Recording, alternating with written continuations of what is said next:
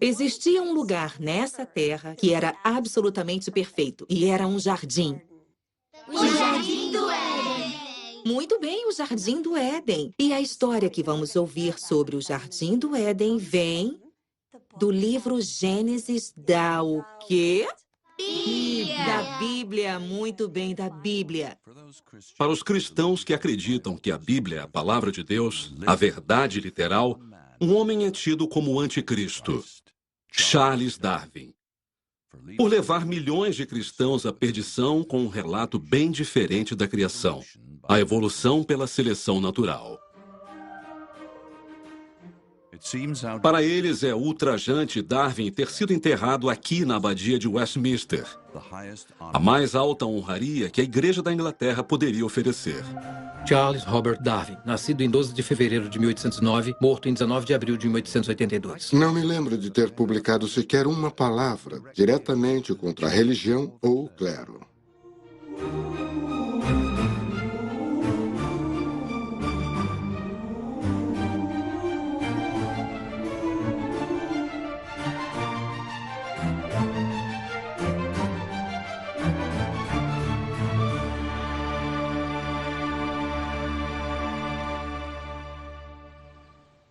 Acreditamos na criação graças à nossa fé no Senhor Jesus Cristo e na Palavra de Deus, a Bíblia Sagrada. Amém. Amém. A evolução, creio eu, é uma forma do ateu inventar um método de como chegarmos aqui, que não foi por Deus, que foi tudo por acaso. Se a teoria da evolução é um fato, a Bíblia deve ser falsa e somos todos uns burros ignorantes. Meus amigos, é preciso ter mais fé para crer numa teoria. Uma teoria não comprovada do crer que no princípio Deus criou os céus e a terra. Amém. Uma das maiores questões que encontramos hoje é: a evolução é compatível com o cristianismo bíblico? Eu acho que a resposta é não. Não há disputa. Deus determinou o que é verdade, nos disse o que ele fez no Gênesis, a ordem que ele fez, e espera que acreditemos. No começo, Museu da Criação, Petersburg, Kentucky. Deus criou o céu e a terra. E Deus disse: haja luz. E Deus disse: produza a terra erva verde, erva que dê semente, e a árvore frutífera que dê fruto. E Deus disse: produzam as águas abundantemente répteis de alma vivente. E Deus disse: façamos o homem à nossa imagem. Homem e mulher os criou. E Deus disse-lhes: sejam férteis e multipliquem-se, encham a terra e subjuguem-na. Dominem sobre os peixes do mar, sobre as aves do céu e sobre todos os animais que se movam pela terra. E a tarde e a manhã foram o sexto dia. De acordo com a última pesquisa de opinião, 46% dos americanos acreditam que o Gênesis relate a criação. Legal, agora olhem pra cá e sorriam. Sorriam. Sorriam. Sorriam. Agora olhem para os dinossauros naquela janela. Demonstrem medo! Muito medo! Jardim do Éden, exposição do Museu da Criação. Em nenhuma outra época nos últimos 300 anos houve um esforço tão grande em prol de uma interpretação literal da Bíblia, e especialmente o relato do Gênesis de Adão e Eva e a criação de 6 dias. O Senhor Deus disse: não é bom que um homem esteja só. Farei para ele alguém que o auxilie. E ele pegou uma de suas costelas e fez a mulher. O criacionismo é o ramo do cristianismo que mais cresce, não só aqui nos Estados Unidos, como no mundo todo. Eu escolhi crer que a Bíblia é a palavra de Deus e que ela contém a primeira e segunda testemunhas oculares desses eventos. Então posso crer nela muito mais do que nos cientistas seculares que não estavam lá para ver as coisas. Se em algum lugar na Bíblia eu achasse uma passagem que dissesse que 2 mais 2 são 5, eu não questionaria o que estava lendo. Eu acreditaria, aceitaria como verdade e faria o meu melhor para resolver e entender. Não consigo nem conceber. Uma coisinha que se arrastava no chão, virar macaco e depois humano. Isso parece loucura para mim. Quando temos gerações de pessoas sendo ensinadas que a evolução é um fato e que, portanto, Gênesis não é verdade, que é preciso reinterpretar a Bíblia, por que não deveríamos fazer o que queremos? Não há nada absoluto, portanto, nós determinamos o que é certo e o que é errado. No Museu da Criação, quando você entra no beco do grafite, é para representar uma cultura no qual tiraram a base e o absoluto. Então, por que abortar um ser humano? Afinal de contas, livram-se de gatos, livram-se de crianças. Qual a diferença? Por que o casamento entre dois homens, duas mulheres ou quem quer que seja? Acho que Darwin sabia. O que estou ensinando terá um impacto profundo na humanidade. Um tipo de impacto que afasta as pessoas da crença de Deus, crença no Deus da Bíblia, para acreditarem no homem e nas palavras do homem. E ele tomou uma decisão. Eu vou fazer isso. Universidade de Cambridge, Inglaterra, 1828. Considerando quão ferozmente fui atacado, parece ridículo um dia eu ter considerado ser um clérigo. Eu não tinha a menor dúvida da veracidade estrita e literal de cada palavra na Bíblia. E logo me convenci de que nosso credo deve ser totalmente aceito. O sangue de Cristo. Não creio que ele acreditasse em toda a Bíblia. Ele não acreditava nos 6 dias da criação. Se presumir os dias da criação como dias comuns e pegar as genealogias da Bíblia, só chega a aproximadamente 6.000 anos. Não chega a milhões de anos. Se a ideia de milhões de anos não tivesse sido popularizada no final do século XVIII e início do XIX, Darwin nunca teria popularizado suas ideias de evolução. Nenhuma pessoa renomada nos círculos geológicos profissionais na época de Darwin, aos quais ele foi exposto, acreditava que a Terra tinha sido muito recentemente criada com vida em 6 dias e 24 horas. É preciso pensar no século XIX como um período de grande questionamento. Se pensarmos nos sistemas de canais, nas edificações, na colocação de gás, a construção de estradas de ferro, era um cenário que estava sendo escavado. Surgiam fósseis em toda parte. Coisas extraordinárias, como mamutes e plesiosauros. Isso deu a prova de formas de vida muito primitivas nas camadas rochosas mais profundas, que as pessoas estavam começando a entender como sendo tempos imemoriais. Assim como também uma enorme diversidade de espécies que já não existiam mais na Terra. Um número enorme de espécies extintas. E as pessoas tinham que dar sentido a isso e não era possível dentro do período de tempo que a igreja estava promovendo. Darwin não trabalhou com nenhum geólogo que duvidasse que a Terra é inimaginavelmente antiga e cheia de relíquias de animais extintos. Em Cambridge, as referências dele eram clérigos naturalistas. Esses homens eram devotos, eram eticamente honrados, eram profissionalmente ambiciosos e faziam ciência para a glória de Deus. E foi com eles que Darwin aprendeu a ter ambição na ciência, até que veio a chance de velejar ao redor do mundo no HMS Beagle.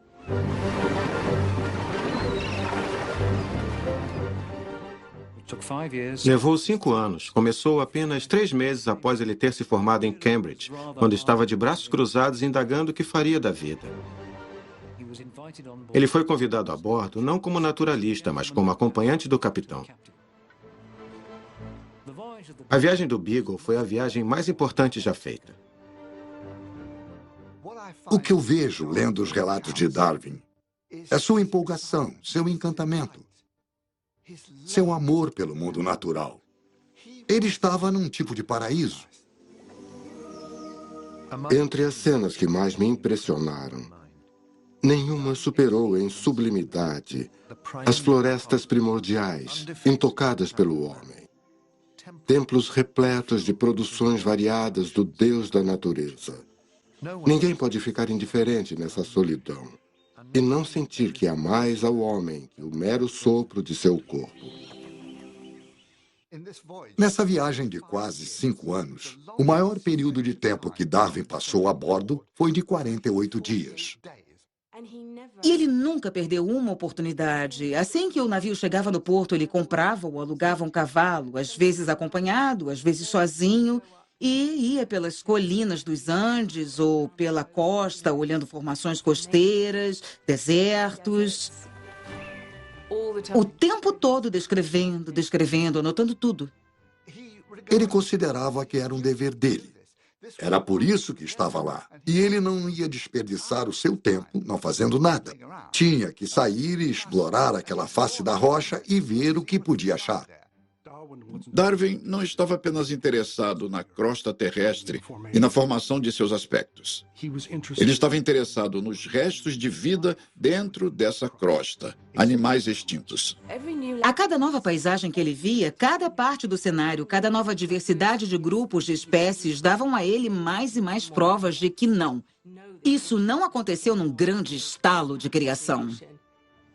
Essas montanhas, lagos e paisagens costeiras extraordinárias mudaram imperceptivelmente ao longo de milhões e milhões de anos. Mas enquanto tudo isso acontecia, Darwin passava por mudanças profundas em si mesmo. Darwin tinha deixado os confortos de sua vida de classe alta inglesa e, pela primeira vez na vida, ele se deparou com a extraordinária violência e crueldade. Quando estava no Chile, houve um grande terremoto e toda a compreensão de mundo dele mudou. A terra sólida, a base da nossa vida, está tremendo. E, como ele viria a descobrir um dia ou mais depois, houve em Concepción um sofrimento enorme. A catedral tinha desabado, enterrando nos destroços vários devotos. Ele deve ter começado a pensar: tem alguma coisa errada aqui. Esse não é um Deus de amor. Provavelmente o episódio mais arrasador durante a viagem foi o encontro dele com a escravidão. Ele tinha lido sobre escravidão. Tinha lido. E aí, na viagem do Beagle, e quando botou os pés no Brasil, ele viu em carne viva. Ele encontrou instrumentos de tortura. Ele viu homens adultos agachados de medo. Viu crianças abusadas por seus senhores. Ele foi profundamente afetado pelo que alguns humanos eram capazes de fazer a outros humanos a quem eles consideravam animais. Faz o sangue ferver, o coração tremer, pensar que nós ingleses e nossos descendentes americanos, com seu arrogante grito de liberdade, tenhamos sido tão culpados.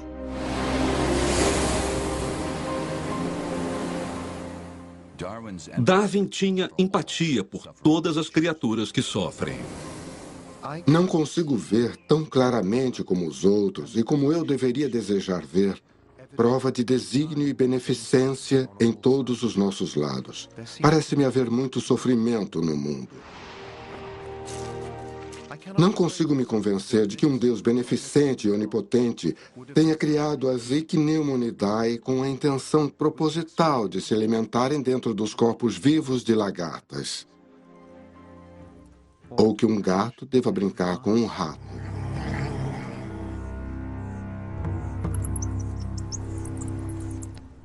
Se os professores dele o tivessem ensinado que esse mundo não é como era antes, que mudou por causa do pecado, talvez se o tivessem ensinado a verdade sobre a história do Gênesis, ele teria reagido diferente à questão da morte e do sofrimento. Nós estamos sofrendo o impacto do pecado de Adão e isso é bem difícil. E o Senhor diz para amarmos uns aos outros e suportarmos nossos fardos, e é o que tentamos fazer aqui no Refúgio de Repouso. Deus se preocupa conosco. Deixe Deus cuidar dessas preocupações. Jesus disse: eu sou a ressurreição e a vida. Aquele que crê em mim, ainda que morra, viverá. Vocês creem nisso?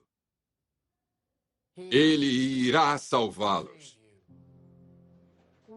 Mais ou menos umas 170 pessoas vêm aqui jantar. Boa parte delas pede abrigo também. Esses realmente são desabrigados. Muitos deles sofreram abuso sexual, negligência, caíram no álcool e nas drogas, e sabe-se lá por qual razão. Alguns até compartilham de que é esse o seu último recurso. Muita gente pergunta como um Deus de amor pode permitir que tanta maldade e tanto sofrimento aconteçam. Eu não creio que haja uma resposta clara, porque não entendemos a mente de Deus, por exemplo. No entanto, o Senhor não faz nada sem propósito. Algumas das provações pelas quais passamos vão nos fortalecer e nos dar sabedoria. Não costumamos aprender a ter força, sabedoria e fé de forma fácil. Aprendemos com as provações. Além disso, vivemos em um mundo caído. No Gênesis, diz que não começou assim, mas graças a uma decisão tomada pelo homem. Graças ao anjo da luz, Lúcifer, estar lá e tentá-lo. Agora vivemos em um mundo caído. E essas coisas horríveis acontecem. Caverna dos Pesares, Museu da Criação.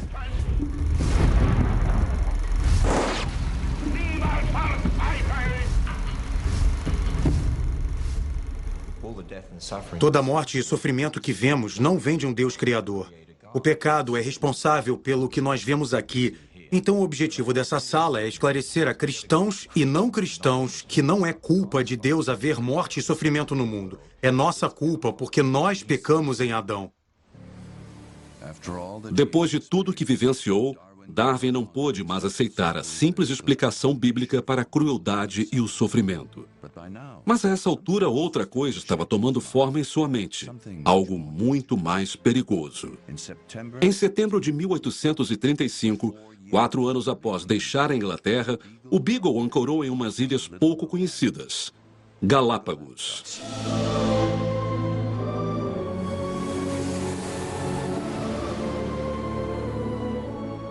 Parece termos sido trazidos a algum lugar próximo ao grande fato, o mistério dos mistérios, o primeiro surgimento de novos seres nesta terra.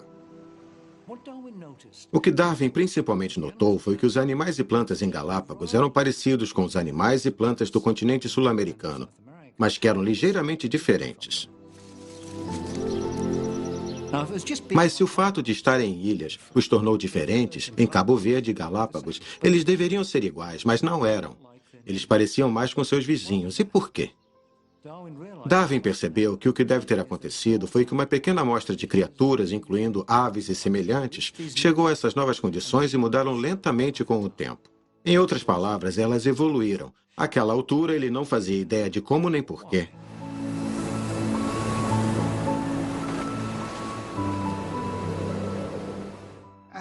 Enquanto catalogava espécies na viagem de volta, ele rabiscou as primeiras notas preliminares sobre a possibilidade da evolução.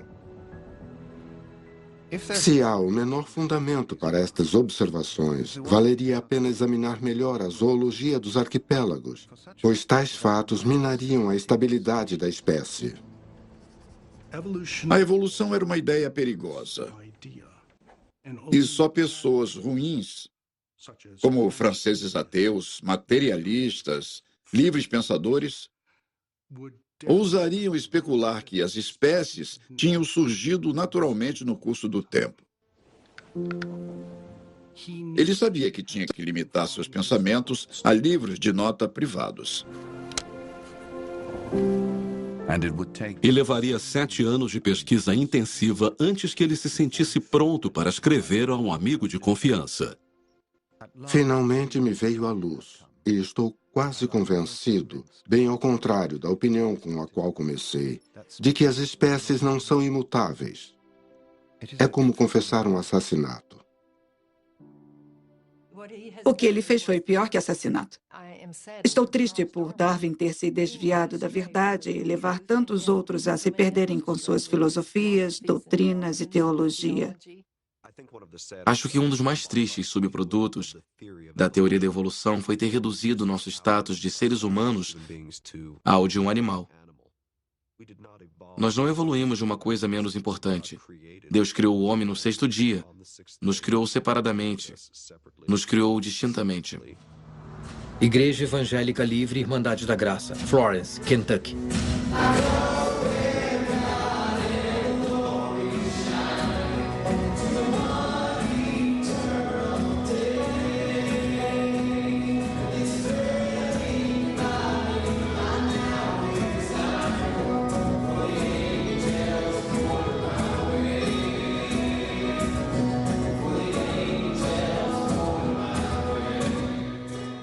É aceitável que o homem sinta algum orgulho por ter ascendido, não por meio de seus próprios esforços, até o ápice da escala orgânica.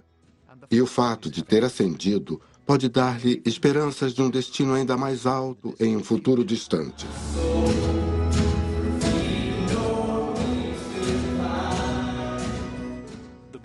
A Bíblia diz que fomos criados pouco abaixo dos anjos, que é uma explicação bem mais nobre e majestosa do que a explicação dada pela evolução de quem e do que nós somos.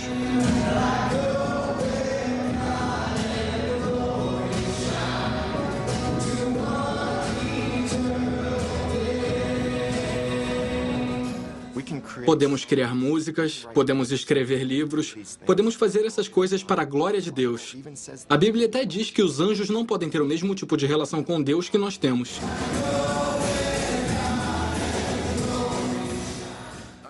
Eu não acredito que somos um tipo de primata altamente evoluído. Eu não sei como alguém pode observar os humanos e não ver a dignidade colocada ali pelo próprio Deus.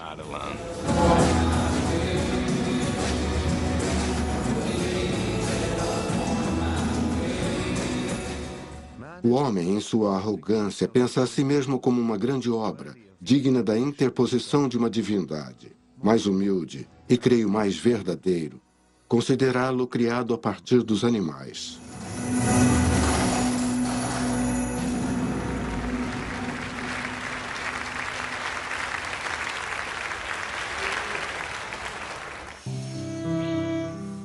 A principal conclusão de que o homem descende de alguma forma pouco organizada vai, eu lamento, ser altamente desagradável para muitos. Está demonstrado que o homem por si só é capaz do aperfeiçoamento progressivo. Apenas ele faz uso de ferramentas. Nenhum animal emprega a linguagem, tem senso de beleza ou sentimento de gratidão. Mas são dotados de claro instinto social, afetos parentais e filiais, e inevitavelmente hão de adquirir senso moral ou consciência, assim que seus poderes intelectuais tiverem se tornado tão bem desenvolvidos quanto no homem. Rebaixar o homem a um mero animal, que não somos diferentes de um cachorro, um cavalo, elefante, gato ou qualquer outra coisa, é um absurdo. Deus nos fez à sua imagem. Então dizer que o homem é um animal, sendo que Deus nos criou à sua imagem, pode levantar uma questão. Deus não passa de um animal? Nos 7 anos que Darwin levou para tirar suas conclusões, a vida dele mudou completamente. Em 1839, ele se casou com a prima Emma Wedgwood. Tiveram um casamento de 43 anos de respeito mútuo, dependência, grande ternura, e que permaneceu assim apesar de Darwin se distanciar das crenças e certezas cristãs de Emma. Tiveram 10 filhos, dos quais 7 sobreviveram até a idade adulta. Com 2 anos de casados, Charles e Emma se mudaram para Downhouse, a 30 quilômetros de Londres, onde passariam o resto de suas vidas de casados. Downhouse foi mais importante para Darwin como arena científica do que Galápagos ou até mesmo a América do Sul, porque lá ele pôde se estabelecer e trabalhar. Para ser um grande cientista, é preciso dedicar a vida toda à ciência, 24 horas por dia, 7 dias por semana. E Darwin fez isso. Ele trabalhou loucamente. Foi um pulsar constante. Trabalho duro, colapso. Trabalho duro, colapso. Tic-tac por anos.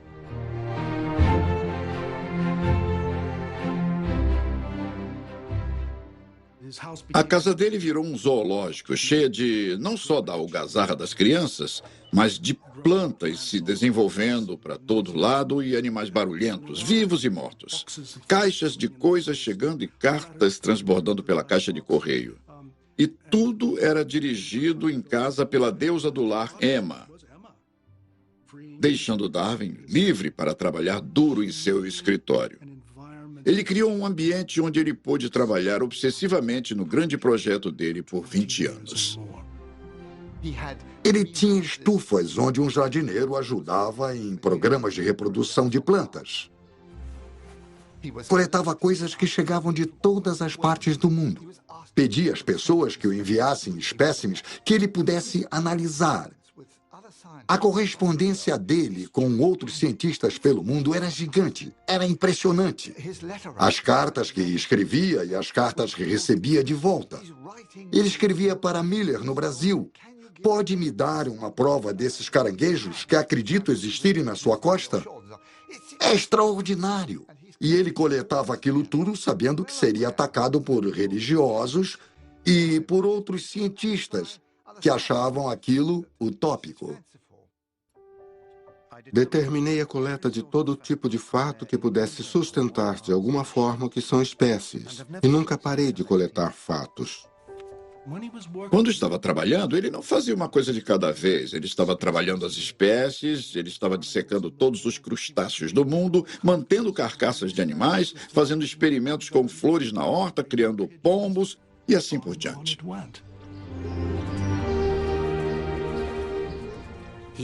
Ele decidiu fazer uma coleção de pombos, porque eles apresentavam a mais extraordinária variedade criada em poucas gerações.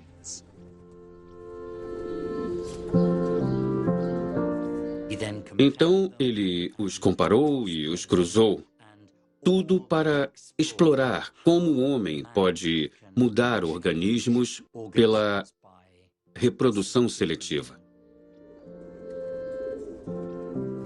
Se o homem fraco pode conseguir todas essas variações em tão curto espaço de tempo por seleção artificial, não vejo qualquer limite para a quantidade de mudança na beleza e na infinita complexidade que pode ser alcançada no longo curso do tempo pelo poder da seleção da natureza. Ele precisava reunir as provas, analisar tudo e desenvolver uma teoria que pudesse apresentar para a séria atenção dos colegas cientistas. Tenho constantemente me esforçado para manter minha mente livre, a fim de desistir de qualquer hipótese, por mais amada que seja, assim que os fatos demonstrarem o oposto. Sinto, dentro de mim, um instinto pela verdade. Só existe uma verdade e a verdade não é uma assimilação de informação.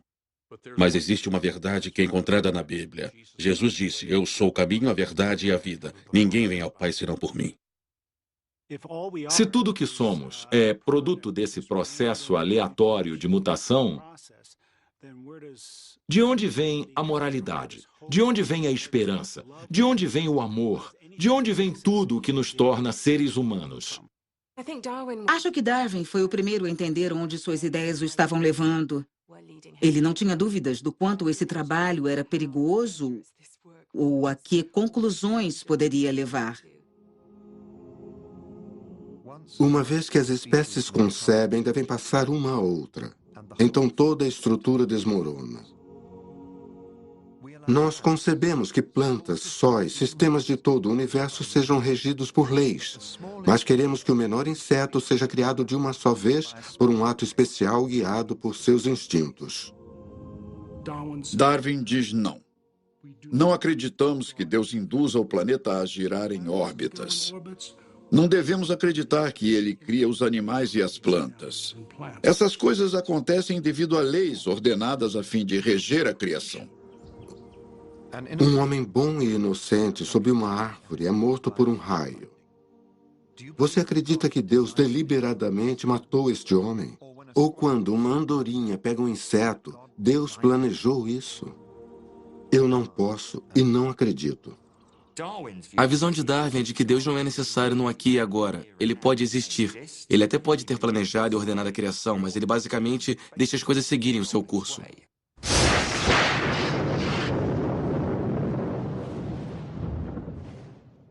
O que isso faz? Coloca Deus tão distante que podemos seguramente ignorá-lo. Ele criou o Big Bang e não fez muita coisa desde então. E essa é outra questão que precisamos pensar. O que é mais básico ao cristianismo do que a oração? Na oração, nós temos uma oportunidade e somos convidados a orar por nosso Pai para falarmos com Deus. Por que nos incomodarmos buscando um relacionamento com Deus se Ele nos fechou a porta e não se importa mais conosco? Pensar que não existe comunicação com Deus seria tão devastador que não consigo nem me imaginar adotando essa visão só para fazer as pazes com Darwin. Se é assim que o mundo funciona, se ele só é essa coisa mecânica que Deus botou girando no espaço, se você acredita num Deus que não intervém na natureza, isso exclui qualquer possibilidade de milagre, de orações atendidas, qualquer possibilidade de ressurreição.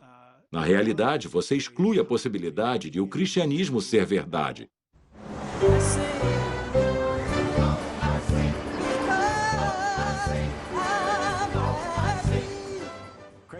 A Capela Comunidade de Cristo começou há uns 30 anos com umas 30 pessoas se reunindo em uma sala. Desde então, crescemos para 5 locais diferentes que operam como uma igreja. Calculamos que o atendimento, no fim de semana, gira em torno de umas 4.000 a 4.500 pessoas. Desde os anos 90, o número de mega-igrejas nos Estados Unidos quadruplicou. Estamos expandindo muito. No exterior, acho que estamos envolvidos em aproximadamente 30 países.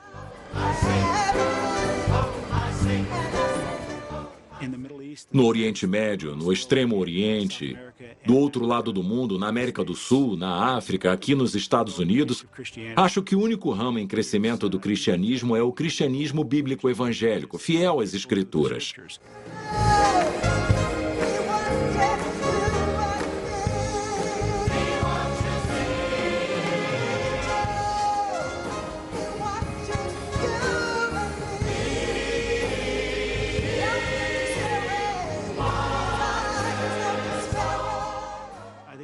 Acho que as pessoas estão ansiando pela verdade, por alguma coisa no qual possam se dedicar e que responda às questões profundas de suas almas. E é isso que o cristianismo bíblico está oferecendo. Todos têm que achar uma razão para o mundo estar essa bagunça, e essa explicação para os cristãos está no Gênesis, no dilúvio. Tudo que está no Gênesis se desenrola ao longo das Escrituras.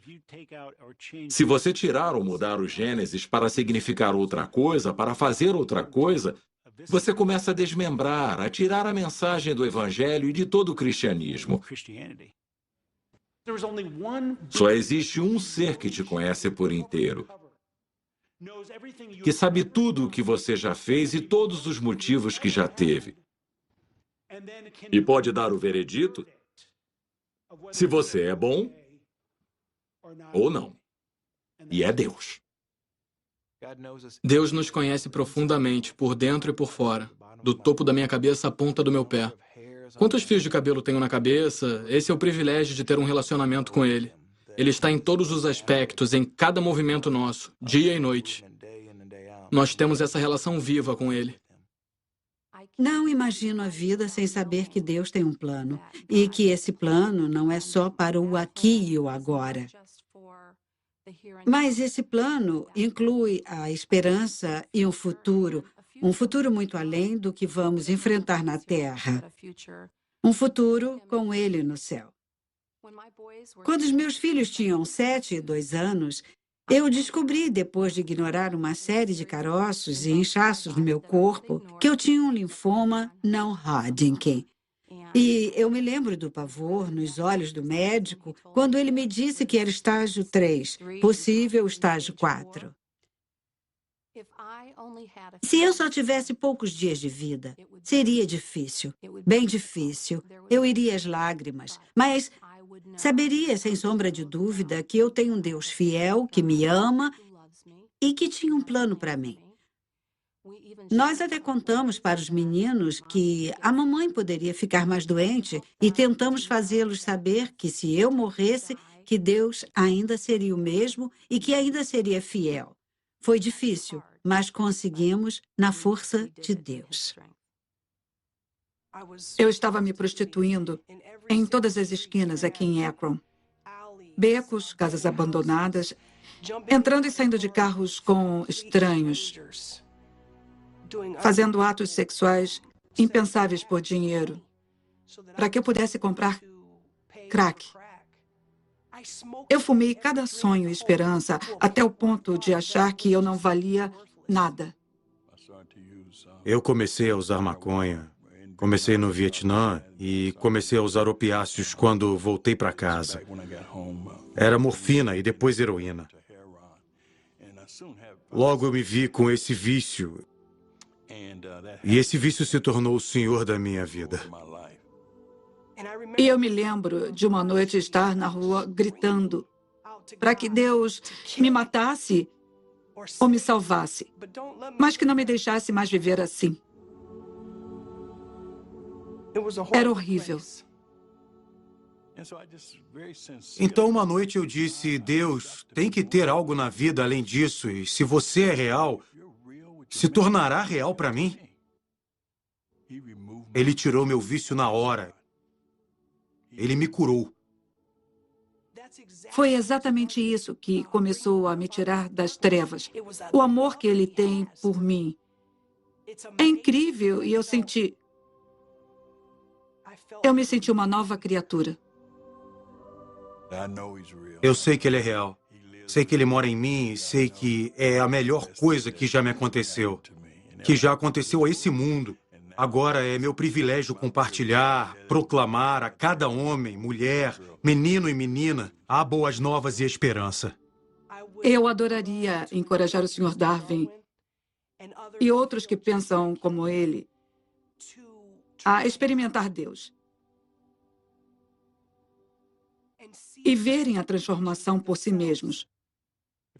Se me perguntassem a principal razão de eu acreditar que a evolução é incompatível com o cristianismo bíblico, eu poderia resumir em uma única palavra: morte. Se quiser somar dor, sofrimento e morte. Entendo um pouco disso. Eu perdi minha esposa para o câncer e agora minha segunda esposa tem câncer e eu também.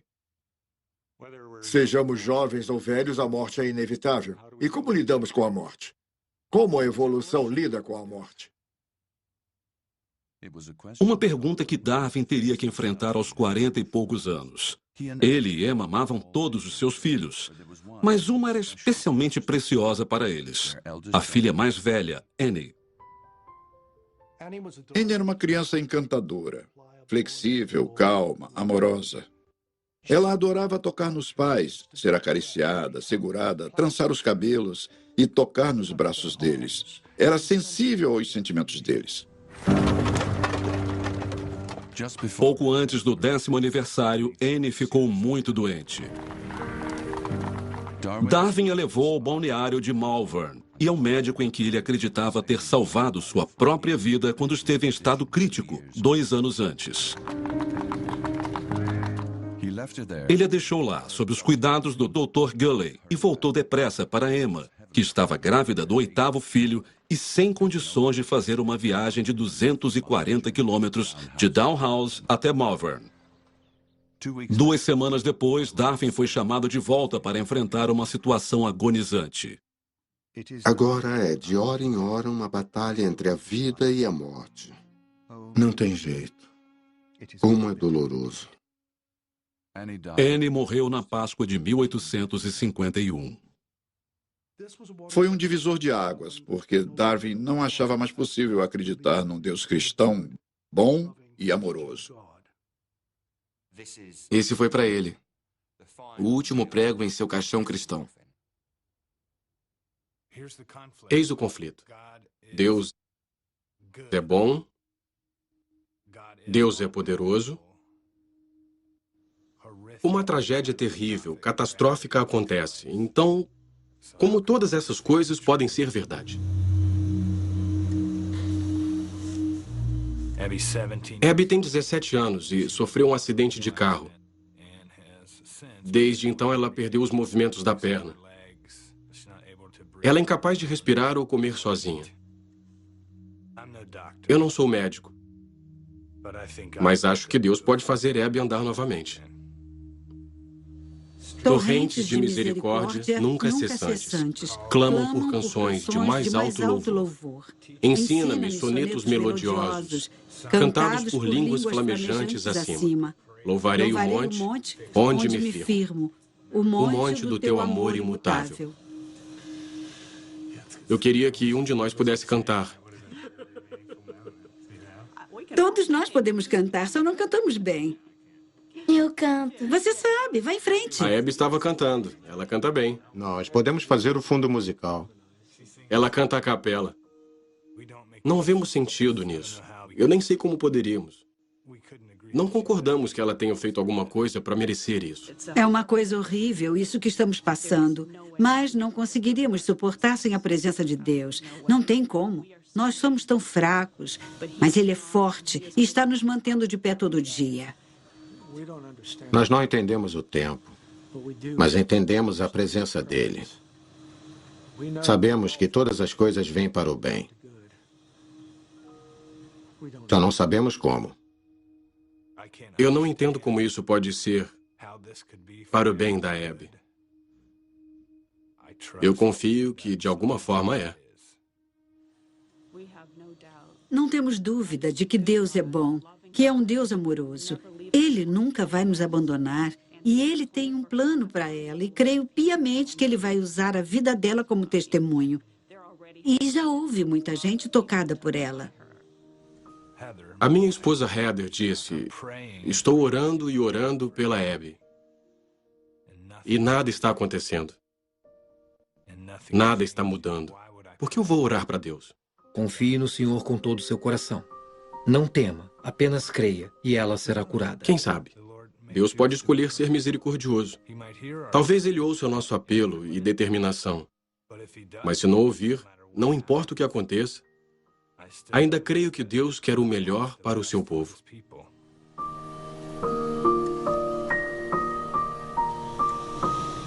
Não sei como as pessoas sem Deus conseguem sobreviver a coisas assim. Não sei como conseguiria. Eu não conseguiria.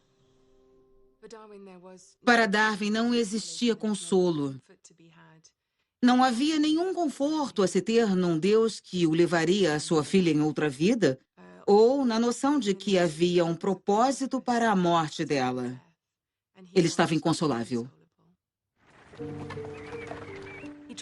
Ele tentou evitar a dor da morte de Anne se concentrando na teoria das espécies, mas uma escuridão começou a permear os escritos dele.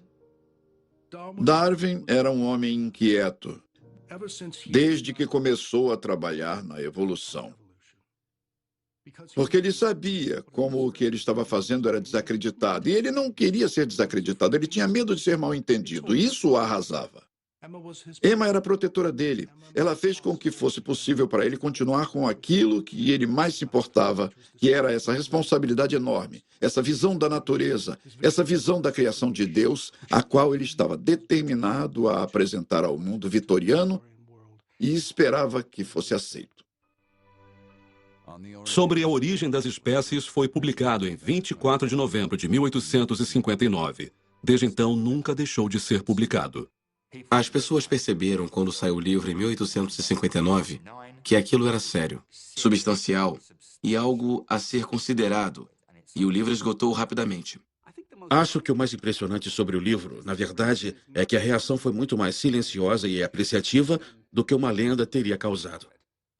Não era uma ideia que podiam ignorar, porque Darwin a havia apresentado tão bem e com tantas provas que ela exigiu uma resposta. E dentro de 5 a 10 anos, a maioria das pessoas educadas no Reino Unido, incluindo aquelas de orientação religiosa, muitas vezes com orientação religiosa ortodoxa, estavam convencidas de que as espécies evoluíram.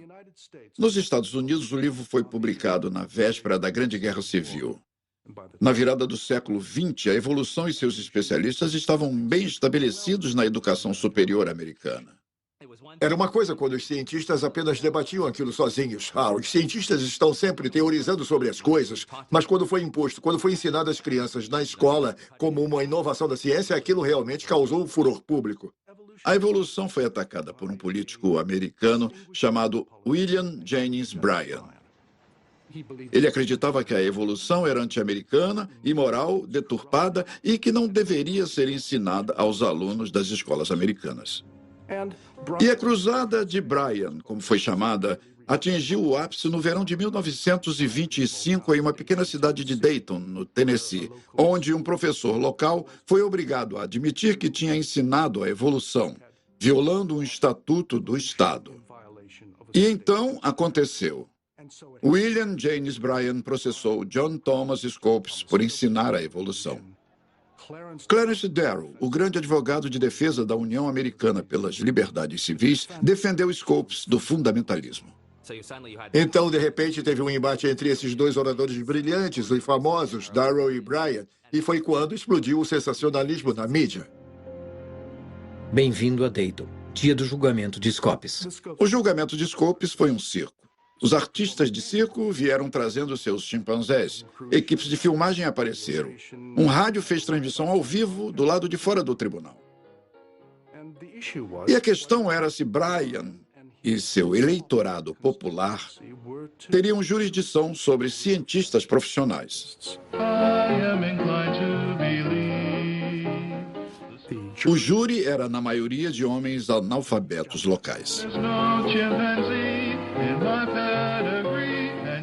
Não podem me fazer parecer com um macaco. O resultado do julgamento de Scopes foi a condenação em multa de $100. Mas o efeito do julgamento de Scopes foi simplesmente a evolução desaparecer das aulas de ciências das escolas públicas. E por isso o próprio sentimento anti-evolução foi morrendo ao longo das décadas seguintes. Se teve um evento que botou a teoria de Darwin de novo em evidência, foi o lançamento do Sputnik, em 4 de outubro de 1957.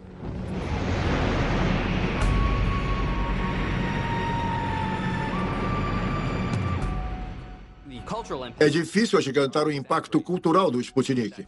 Naquela época, a Guerra Fria estava começando e as pessoas estavam super preocupadas com isso nos Estados Unidos. Ai, meu Deus, os russos nos venceram no espaço. E isso foi considerado culpa do sistema educacional americano. Estávamos ficando para trás da ciência. Como resultado, houve um interesse renovado na educação científica. E um efeito desse interesse renovado foi uma mudança nos currículos a serem usados nas aulas de ciências do ensino médio. Isso incluiu o ensino da física avançada, o ensino da evolução como paradigma para a compreensão das ciências da vida. Quando os russos lançaram o Sputnik, foi um desafio para a comunidade científica, para o governo dos Estados Unidos. Houve um pânico na comunidade científica da América. Ei, era para estarmos liderando, precisamos alcançar, precisamos chegar na frente. A ciência quase virou um deus no nosso país. E aí eles começaram a injetar grandes somas de dinheiro em esforços científicos.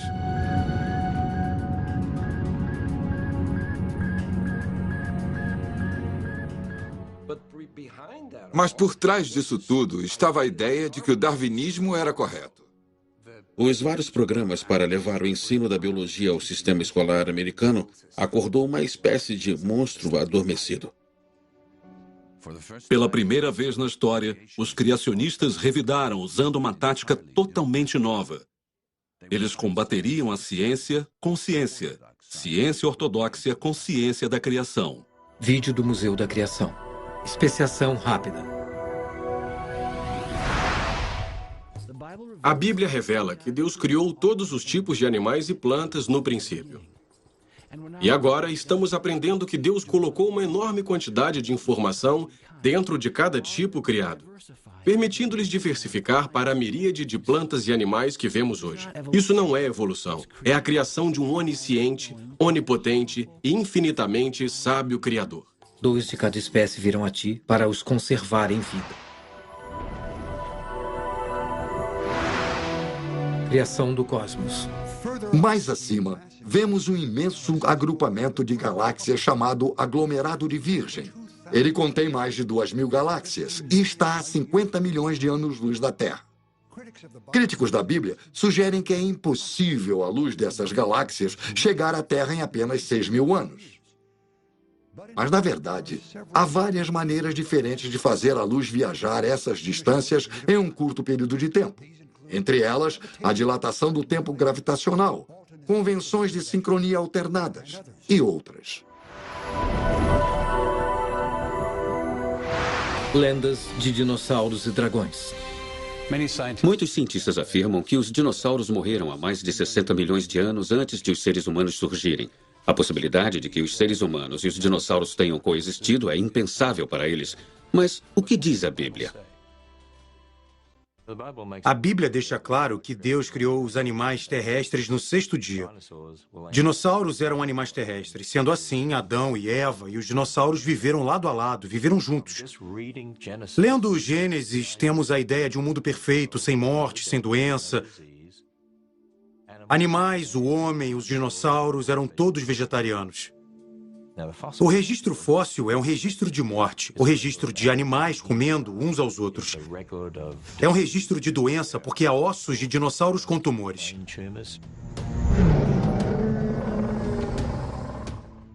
Mas não podia haver dinossauros com tumores cerebrais e dinossauros comendo uns aos outros até depois do pecado. Então, se os dinossauros viveram ao lado de seres humanos e Noé trouxe pares de jovens dinossauros com ele na arca, o que aconteceu com eles? Para onde eles foram? Lendas de dragões são encontradas em muitas culturas e tradições em todo o mundo. Então, não é surpresa que o mundo esteja cheio de lendas de heróis como São Jorge e seus encontros com feras.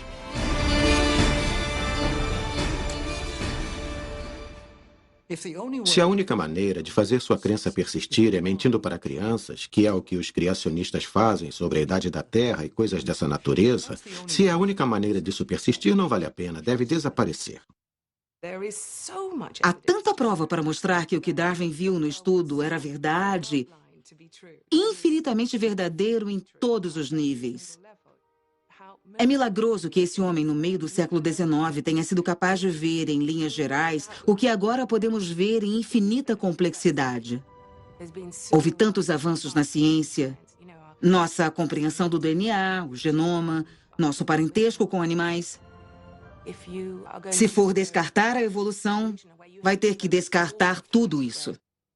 Nós temos olhos, temos orelhas, nos foram dados por Deus? Por que temos sido enganados?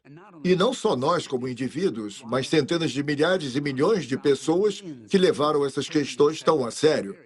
Por que todas elas foram enganadas também? Estamos muito conscientes do quanto a evolução é ensinada no ambiente escolar público, por isso, gostamos do ensino domiciliar. Podem me mostrar na linha do tempo? Onde ele está? Ele está bem aqui na linha do tempo. Ok. O que a palavra que usamos hoje veio do nome dele? Em inglês moderno, mártir significa alguém que é morto por devoção a Cristo. Precisamos blindar nossas crianças do que está acontecendo no mundo e ajudá-las a serem capazes de defender sua fé. Lutas de gladiadores, danos e assassinato de cristãos que não negassem Jesus. Então, todas aquelas pessoas estariam testemunhando a chacina de múltiplos cristãos e assistindo coisas terríveis, como gladiadores lutando uns com os outros até a morte. Tenho certeza de que eles serão atacados quando saírem para o mundo. Quando forem mais velhos e estiverem trabalhando, um dos nossos filhos se interessa muito por ciência. Nero foi o primeiro imperador a começar a maior perseguição aos cristãos. Nós alertamos nosso filho que muita gente não vai concordar que Deus criou o mundo em 6 dias. Elas dirão a eles que é conto de fadas. Ele precisa ter uma fé forte e acreditar na palavra de Deus para ser capaz de defender isso mais tarde. Costumávamos ter uma árvore com 3 galhos. A família ensinava o que a escola ensinava e o que a igreja ensinava. Agora temos na nossa igreja, famílias e igreja ensinando uma coisa e as escolas ensinando outra. Muitas vezes, quando estou lidando com jovens, principalmente que estão prestes a se formarem no ensino médio e indo para a faculdade, eu falo que vão enfrentar a oposição quanto ao que acreditam, assim como a compreensão e amor deles pela palavra de Deus. Lemos as manchetes e assistimos TV. E o que mais vemos é a crença na evolução. Vocês se sentem ameaçados ou isso abala vocês de alguma forma? Eu acredito piamente que Deus estava no controle da minha criação, na criação da terra e de todas as coisas. Não tem nada que o mundo secular possa dizer que abale isso. Eu acredito que a Bíblia é um fato, então se alguma coisa se opuser a isso, obviamente é errado e falso. Eu acho que muitas vezes a nossa cultura tem uma confiança forte demais na ciência. O cristianismo é mais que ciência e prova científica. Vocês já passaram alguma vez pela situação de falarem sobre a fé de vocês e serem zombados? Não vai ser surpresa se formos zombados ou odiados pelo mundo. Cristo disse que isso aconteceria e está acontecendo. Eu tenho que dizer e quero dizer que os primeiros 11 capítulos do Gênesis são verdadeiros e corretos, porque são a palavra de Deus. Se imaginarmos Darwin sentado naquele belo jardim ensolarado com aqueles jovens, acho que ele os envolveria numa série de conversas bem mais interessantes sobre o mundo, sobre o ser, a natureza, a criação e a evolução. Tenho certeza de que achariam fascinante, mas ele não estaria dando respostas, ele estaria fazendo perguntas a eles. O próprio Darwin nunca parou de fazer perguntas sobre a ciência e sobre Deus. Em minhas oscilações mais extremas, nunca fui ateu no sentido de negar a existência de Deus. Sinto profundamente que o assunto é demasiado profundo para o intelecto humano. Um cão também pode especular quanto à mente de Newton. Foi a humilde confissão final de uma das maiores mentes de todos os tempos. Em 26 de abril de 1882, milhares se reuniam aqui na abadia de Westminster para o funeral de Charles Darwin. O embaixador americano Russell Lowell foi um dos que carregaram o caixão. Refletindo sobre a vida de Darwin, o bispo de Carlisle disse aos presentes não haver necessidade de conflito entre o estudo da natureza e a crença em Deus.